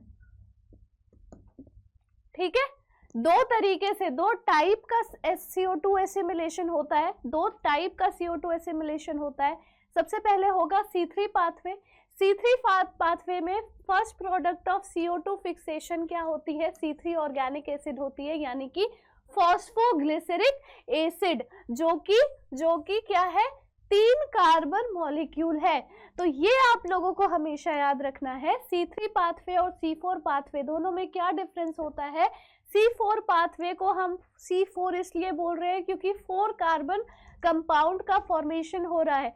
C3 पाथवे को C3 इसलिए बोल रहे हैं क्योंकि 3 कार्बन कंपाउंड का फॉर्मेशन हो रहा है। 3 कार्बन कंपाउंड जो फर्स्ट प्रोडक्ट है इसका इस साइकिल का, कोई भी साइकिल हो, केल्विन साइकिल हो, हैशन स्लैक साइकिल हो, जैसा भी साइकिल हो, क्रेब्स साइकिल हो, कुछ भी हो, साइकिल का जो पहला प्रोडक्ट बनता है ना, उसी प्रोडक्ट के नाम पे उस साइकिल का नाम रखा जाता है। तो C3 साइकिल का नाम C3 इसलिए है क्योंकि first stable product is phosphoglyceric acid that is a 3 carbon compound, ठीक है। और ये C4 पाथवे में इस हैश एंड स्लैग साइकिल में, hash and slag cycle C4 pathway का नाम है। इस साइकिल में, इस पाथवे में जो फर्स्ट स्टेबल कंपाउंड बनती है वो एक 4 कार्बन कंपाउंड है जिसका नाम है ऑक्सैलो एसिटिक एसिड, जिसका नाम क्या है, ऑक्सैलो एसिटिक एसिड। तो अब देखो, मेल्विन केल्विन ने सबसे पहले डिस्कवर किया था by using 14 carbon in algal photosynthesis. Algae के फोटोसिंथेसिस में सबसे पहले उन्होंने ये डिस्कवर किया था जब उन्होंने 14 कार्बन को यूज किया था। C4 पाथवे जो दूसरा टाइप हो गया CO2 एसिमिलेशन का, CO2 एसिमिलेशन यानी कि CO2 का यूटिलाइजेशन का जो दूसरा टाइप है दैट इज C4 पाथवे। अब इस पाथवे में, इस साइकिल में भी कुछ ना कुछ बनेगा, अल्टीमेटली बनना शुगर ही है, लेकिन 2 अलग अलग तरीकों से शुगर बनता है by using carbon dioxide. By using carbon dioxide 2 अलग अलग पाथवेज होते हैं जिससे अल्टीमेटली शुगर बनेगा। एक होता है C3 पाथवे और दूसरा होता है ये C4 पाथवे। तो C4 पाथवे में जो पहला स्टेबल प्रोडक्ट है वो है oxalo acetic acid that is OAA, एक 4 कार्बन कंपाउंड, एक 4 कार्बन कंपाउंड या 4 कार्बन एसिड। तो ये 2 पाथवेज आप लोगों को पता चल गए। अब हम लोग सेपरेटली C3 और C4 को हम लोग पढ़ेंगे। C3 पाथवे में देखो क्या होता है, ये ना सारे फोटोसिंथेटिक प्लांट्स में होगा। C3 या C4 पाथवे जो भी होगा, सारे के सारे C3 जो है वो सारे के सारे फोटोसिंथेटिक पाथवेज में होगा, फोटोसिंथेटिक प्लांट्स में होगा। बेसिकली जितना भी फोटोसिंथेसिस करने वाला प्लांट है इस दुनिया में, उन सब में C3 साइकिल, C3 पाथवे हो सकती है। इसके 3 स्टेजेस होते हैं, 3 बेसिक स्टेज। सबसे पहले कार्बोक्सिलेशन। अब कार्बन डाइऑक्साइड का यूटिलाइजेशन करना है तो कार्बन डाइऑक्साइड वाटर के साथ मिलेगी, शुगर बनाएगी, कार्बोहाइड्रेट बनाएगी। तो इसमें तुरंत ये प्रोसेस नहीं हो सकता। ये नहीं कि कार्बन डाइऑक्साइड ले आए, पानी ले आए, दोनों को मिक्स कर दिया, कार्बोहाइड्रेट बन गया। सबसे पहले हमें कार्बोक्सिलेशन करना पड़ता है। तो जब कार्बोक्सिलेशन होगा तो कोई प्रोडक्ट बनेगा। तो पहला प्रोडक्ट क्या बनता है कार्बोक्सिलेशन के बाद, PGA बनता है। इसी को कहते हैं ना फर्स्ट स्टेबल कंपाउंड, तभी तो उसका नाम पड़ा है। किसी भी साइकिल में जो पहला स्टेबल कंपाउंड बनेगा उसी के नाम पर हम साइकिल का नाम या पाथवे का नाम रख देते हैं। ये बात मैं बार बार बोल रही हूँ, इसको याद कर लो, इसको दिमाग में बिठा लो। अब होगा रिडक्शन। रिडक्शन जब हो जाएगा फिर होगा रीजेनरेशन। फिर क्या होगा, रीजेनरेशन।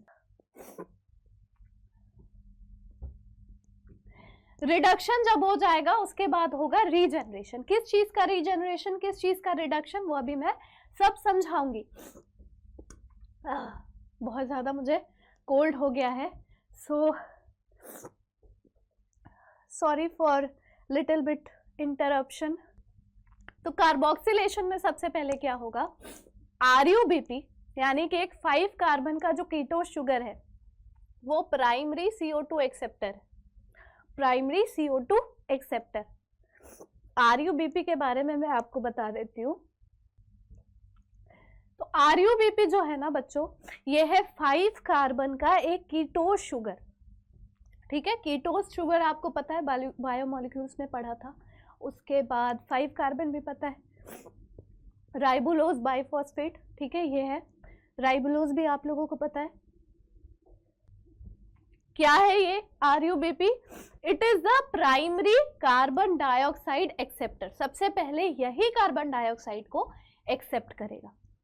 एक्सेप्ट कर लिया, सबसे मोस्ट क्रूशियल स्टेप यही होता है, मोस्ट क्रूशियल स्टेप यही होता है कि CO2 is fixed by RUBP to 2,3 PGA, to 2,3 PGA, ठीक है।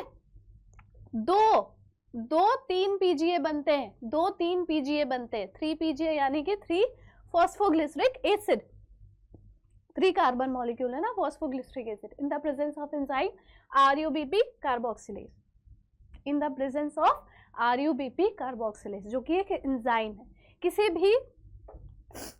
किसी भी रिएक्शन को फीजिबल बनाने के लिए, कैटालाइज करने के लिए एंजाइम्स का हम यूज करते हैं। तो यहाँ पर RUBP जब कार्बन डाइऑक्साइड को फिक्स करेगा, एक स्टेबल प्रोडक्ट बनाएगा जिसका नाम है फॉस्फोग्लिसरिक एसिड, तो वो कार्बोक्सिलेशन करेगा। कार्बोक्सिलेशन मतलब कि addition of carbon dioxide, addition of carbon dioxide, और वो 5 कार्बन से चेंज होके बन जाएगी, क्या बन जाएगी? 3 कार्बन एटम, 3 कार्बन एटम बन गई, ठीक है। अब आप सोच रहे होंगे कि बाकी का 2 कहाँ गया, तो 2 कैसे कैसे हटा है, ये आप लोगों को खुद समझना पड़ेगा। 5 ये ऑलरेडी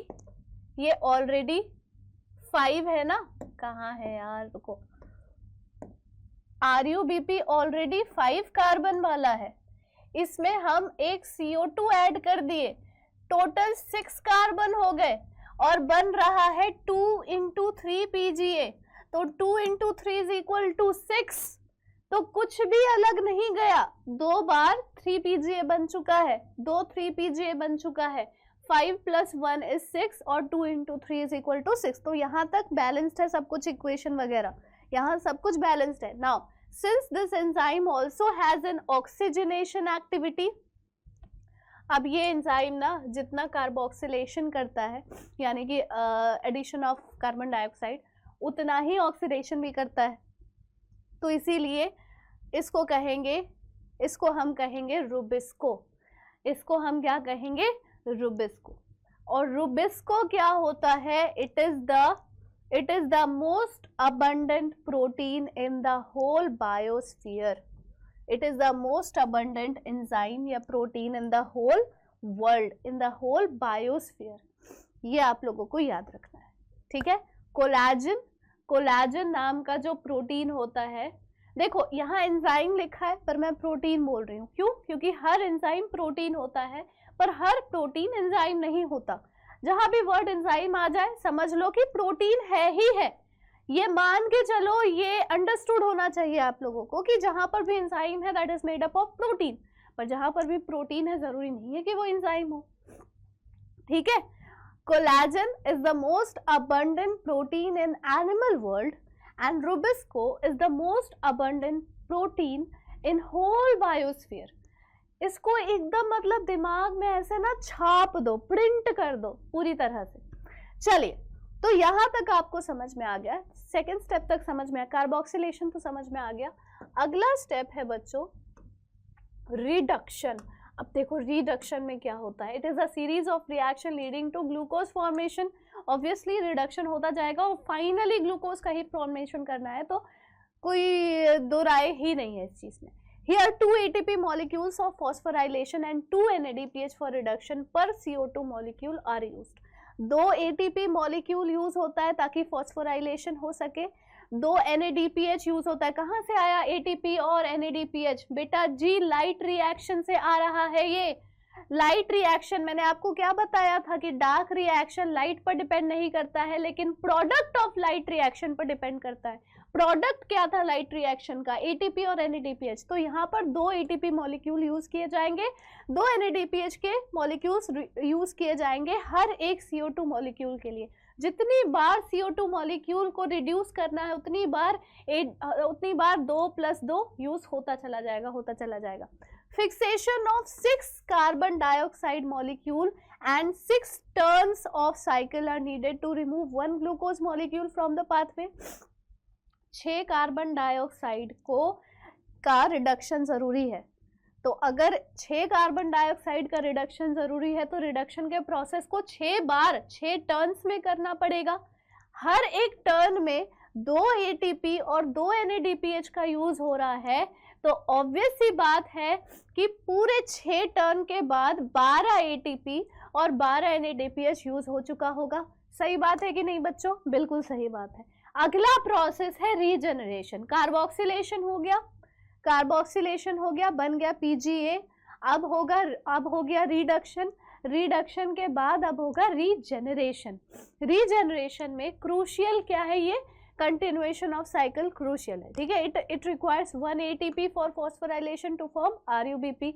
अब इसको भी एक एटीपी की जरूरत है, इसे भी एक एटीपी की जरूरत है। तो hence for every CO2 molecule 3 ATP molecule and 2 NADPH are required. अब यहाँ पर ना हर एक CO2 के लिए 3 एटीपी और 2 NADPH रिक्वायर्ड होंगे ताकि रीजनरेशन हो सके RUBP का। It is probably to meet this difference in number of ATP and NADPH used in the dark reaction that the cyclic phosphorylation takes place. अब यहाँ पर एक बार फिर से साइक्लिक फॉस्फोराइलेशन होता है, जो हम लोगों ने अभी थोड़ी देर पहले पढ़ा था। वहाँ पर साइक्लिक और नॉन साइक्लिक याद करो, ठीक है। To make 1 glucose molecule 6 turns of the cycle are needed. अब यहाँ पर फिर 1 मॉलिक्यूल ऑफ ग्लूकोज बनाने के लिए फिर से यहाँ पर 6 टर्न जरूरी है उस साइकिल का। 6 बार साइकिल रिपीट होगी, 6 बार साइकिल रिपीट होते चली जाएगी। तो अब जोड़ के देखो कि कितना हुआ एटीपी मॉलिक्यूल। 6 3 18 एटीपी मॉलिक्यूल हो गए, 2 6 12 NADPH के मॉलिक्यूल हो गए। इतना सारा खर्चा हो रहा है, ठीक है। अब देखो वही चीज मैं बता रही हूँ, तो अब देखो C3 पाथवे में क्या अंदर जा रहा है और क्या बाहर आ रहा है केल्विन साइकिल से। केल्विन साइकिल या C3 साइकिल दोनों एक ही चीज है। अंदर क्या क्या गया? सबसे पहले 6 CO2 गया, 6 बार टर्न ले रहा था तो 1 ग्लूकोज बना। 6 CO2 गया, 1 ग्लूकोज बना। अंदर क्या गया? 18 एटीपी। अभी जस्ट हम लोगों ने कैलकुलेट किया है ना, टोटल कितने एटीपी बने? 6 3 18 और निकला बाहर क्या? 18 ADP। कैसे निकला? साइक्लिक फॉस्फोराइलेशन से निकला, फॉस्फोराइलेशन हुआ, ठीक है।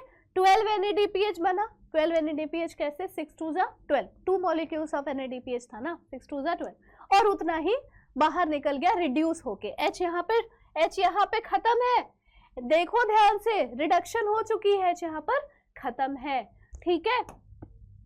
अब हम लोग पढ़ेंगे C4 पाथवे। C3 पाथवे समझ में आ गया कैसे कैसे कौन अंदर गया। पहला स्टेबल का प्रोडक्ट बन गया फॉस्फोग्लिसरिक एसिड, जो कि 3 कार्बन कंपाउंड है। वो उसमें पहले कार्बोक्सिलेशन हुई, फिर रिडक्शन हुआ, रिडक्शन होने के बाद रीजनरेशन हुआ, रीजनरेशन होने के बाद एक ग्लूकोज मॉलिक्यूल बन गया। कितना खर्चा हुआ? 18 एटीपी के मॉलिक्यूल का खर्चा हो गया और 12 NADPH के मॉलिक्यूल का खर्चा हो गया, लेकिन हमें, और 6 कार्बन डाइऑक्साइड के मॉलिक्यूल का खर्चा हुआ, लेकिन हमें 1 मॉलिक्यूल ऑफ ग्लूकोज तो मिल गया। इतना तो हो गया कम से कम। चलो ठीक है भाई। अब हम लोग देखेंगे डार्क रिएक्शन ही, C4 पाथवे। डार्क रिएक्शन तो चल ही रहा है। C4 पाथवे को हैश एंड स्लैक पाथवे भी बोलते हैं। हैश एंड स्लैक पाथवे बोलते हैं तो ये प्रेजेंट होता है उन प्लांट्स में जो अडेप्टेड होते हैं ड्राई ट्रॉपिकल रीजन्स के लिए। Adapted for dry tropical regions का क्या मतलब है कि ज़्यादातर उस प्लांट में ना क्यूटिकल की लेयर थिक होगी, ऐसा मान के चलो। क्यूटिकल की लेयर थिक होगी, उसके जो लीव्स होंगे वो थोड़े से स्पाइन्स में मॉडिफाइड होंगे, थोड़ा सा वाटर कंजर्व करने वाला प्लांट होगा। इस तरह की चीज़ें आप सोच सकते हो ना, जो भी प्लांट ड्राई और ट्रॉपिकल रीजन्स में पाए जाते हैं, है कि नहीं। तो उसमें ज़्यादातर C4 पाथवे देखा जाता है। अब मैं आप लोगों को पहले से ही थोड़ा सा स्पॉइलर दे देती हूँ। C4 पाथवे हमेशा ज़्यादा बेनिफिशियल होता है, ज़्यादा यूजफुल होता है as compare to C3 pathway. अब कैसे होगा वो अभी हम लोग देखेंगे। So they use C3 pathway as main biosynthetic pathway. पहले तो उसमें C3 पाथवे होता ही है। अभी मैंने थोड़ी देर पहले क्या पढ़ाया था कि C3 पाथवे हर फोटोसिंथेटिक प्लांट में होगा ही होगा, यानी इनमें भी होगा, लेकिन इसमें फिर C4 भी होगा। So the large cells around the vascular bundle of C4 plant are called bundle sheath cells. क्या डिफरेंस है बच्चों बाकी C3 और C4 के प्लांट में कि C4 वाले के लीव्स में ना बंडल शीथ के सेल्स भी पाए जाते हैं, और इसी तरह के एनाटॉमी को हम क्रांस एनाटॉमी कहेंगे। इसी तरह के एनाटॉमी को हम लोग क्रांस एनाटॉमी कहेंगे, इसीलिए इसे क्रांस पाथवे भी बोला जाता है। क्रांस एनाटॉमी का साइकिल भी, क्रांस साइकिल भी बोला जाता है, ठीक है। नाउ जो बंडल शीट सेल्स है ये बहुत सारे सेवरल लेयर्स फॉर्म कर सकती हैं अपने वैस्कुलर बंडल के चारों तरफ। They have large number of chloroplast, thick wall होते हैं जो कि इम्परवियस होते हैं गैस एक्सचेंज के लिए। इम्परवियस टू गैस एक्सचेंज का मतलब हो गया कि यूजुअली बहुत ज़्यादा गैस एक्सचेंज नहीं हो पाएगा और कोई इंटरसेलुलर स्पेस नहीं प्रेजेंट होती है। सेल्स आपस में बहुत ही कॉम्पैक्टली अरेंज्ड होते हैं। सेल्स आपस में बहुत ही कॉम्पैक्टली अरेंज्ड होते हैं। स्टेप्स देखो अब हैशन स्लैग साइकिल का फटाफट से, ताकि हम लोग पता करें कि कैसे ग्लूकोज का फॉर्मेशन हुआ। प्राइमरी CO2 एक्सेप्टर इसमें होता है फॉस्फोइनोल पाइरूवेट PEP। C3 में प्राइमरी CO2 एक्सेप्टर क्या था? RUBP, जो कि 5 कार्बन मॉलिक्यूल था। यहाँ पर है 3 carbon molecule phosphoenol pyruvate as seen in mesophyll cells, जो मेसोफिल सेल्स में पाया जाता है। नाउ जो एंजाइम यूज किया जाता है कार्बन डाइऑक्साइड फिक्सेशन के लिए यानी कार्बोक्सिलेशन के लिए, वो है PEP कार्बोक्सिलेज। वहां पर क्या था? RUBP carboxylase. ठीक है, यहाँ पे PEP कार्बोक्सिलेज या फिर इसको पेप्केज भी बोलते हैं। ठीक है, वहां पे उसको रुबिस्को बोला जा रहा था। ठीक है, now the mesophyll cells lack Rubisco enzyme. Rubisco enzyme lack करती है, तभी तो पेप्केज एंजाइम का जरूरत पड़ा, तभी तो पेप्केज एंजाइम की नीड पड़ी, है ना।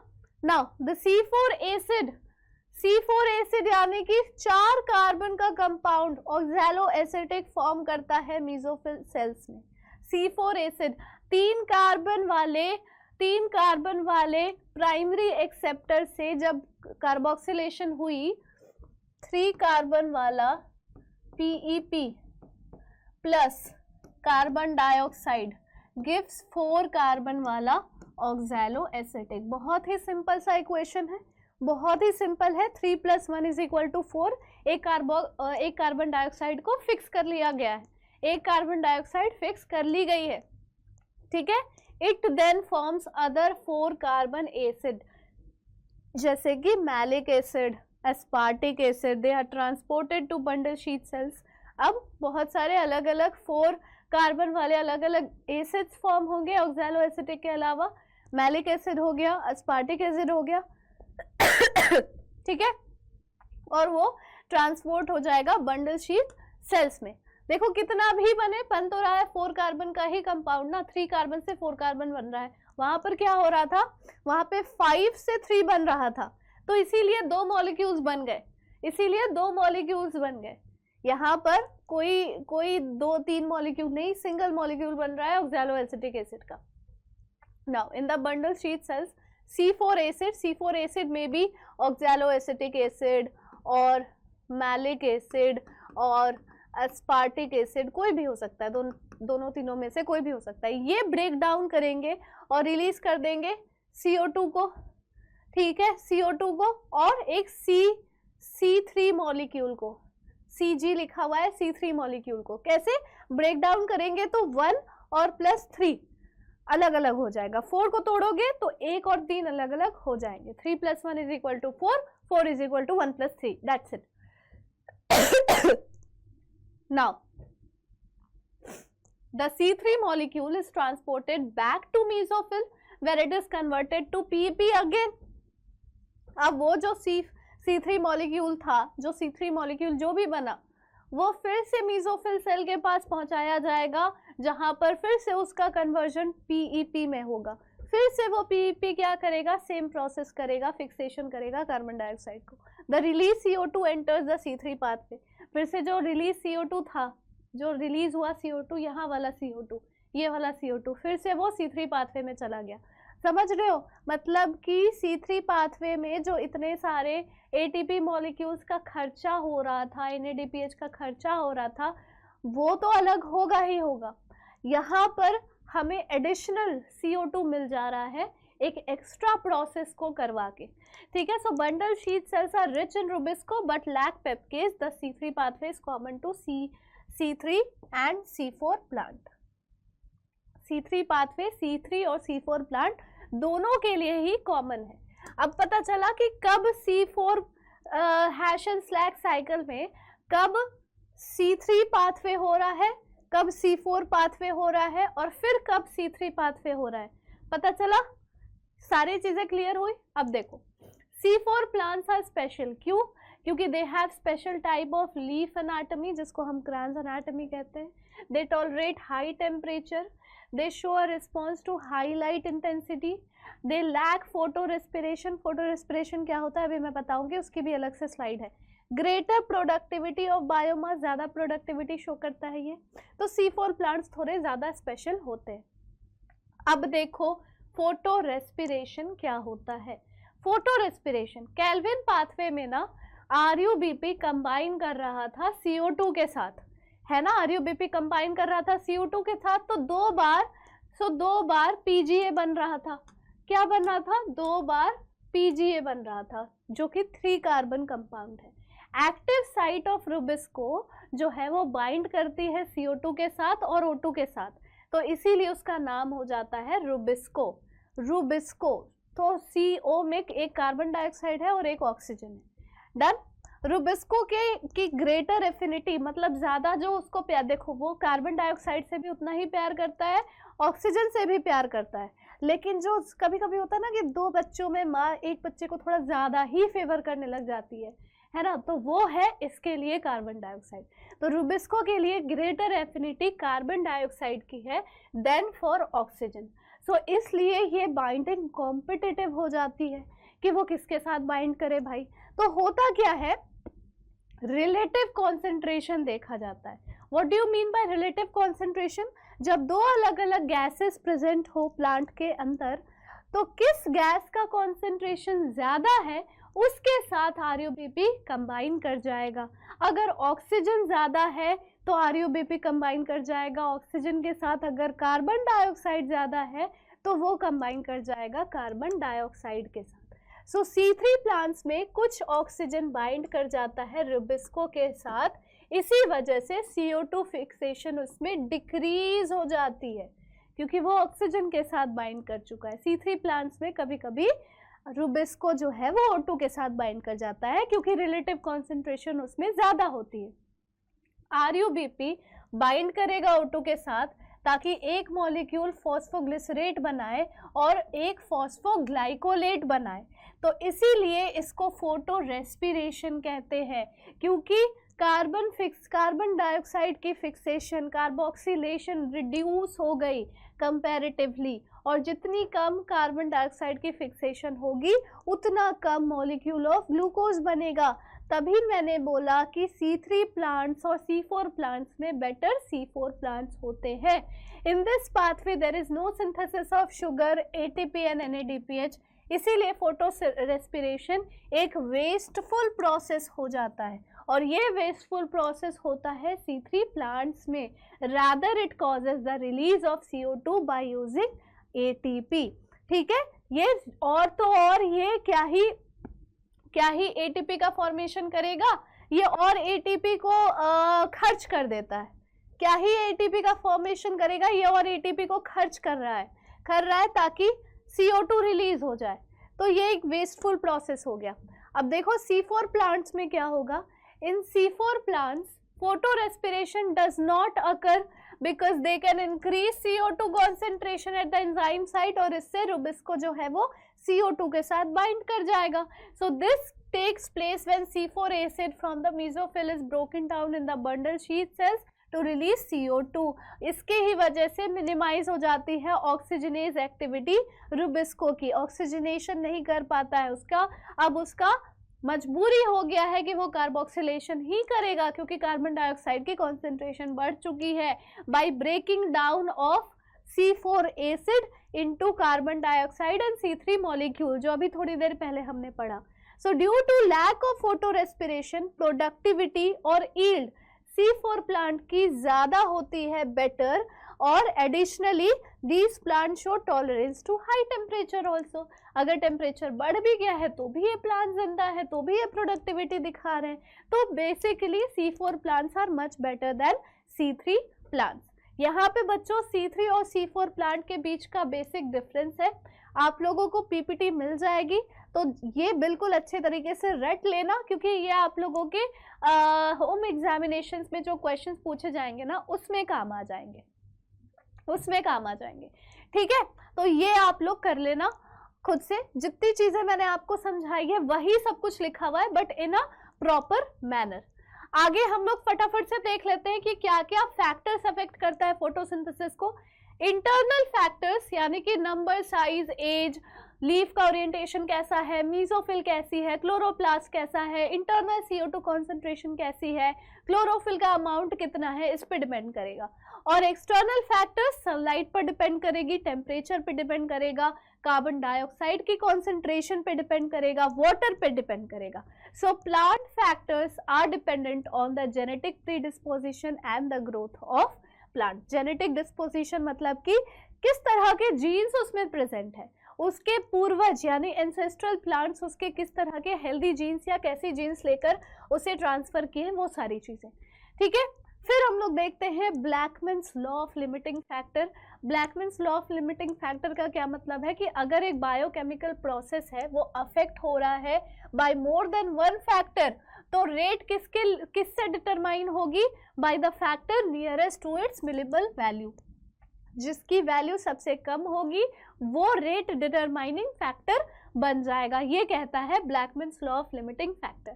सो it is a factor which directly affects the process if the quantity is change. तो अगर क्वांटिटी थोड़ी सी भी चेंज हुई तो वो डायरेक्टली उस प्रोसेस को, फोटोसिंथेसिस के रेट को डायरेक्टली अफेक्ट कर जाएगा। यानी कि अगर एक प्लांट है ग्रीन लीफ का, ठीक है, एक ग्रीन लीफ के साथ एक प्लांट है, तो ऑप्टिमल लाइट और CO2 may not photosynthesize in very low temperature. If optimum temperature is given, it will start photosynthesis. तो यहाँ पर ब्लैकमैन्स लॉ ऑफ लिमिटिंग फैक्टर क्या हो गया, टेम्परेचर हो गया ब्लैकमैन्स लॉ ऑफ लिमिटिंग फैक्टर। कि CO2 से भी उसको कोई मतलब नहीं हो रहा है, उसको लाइट से भी ज्यादा मतलब नहीं हो रहा है। टेम्परेचर अगर मिनिमम है, टेम्परेचर अगर मिनिमम है तो उसके वजह से फोटोसिंथेसिस की रेट चेंज हो रही है। ठीक है,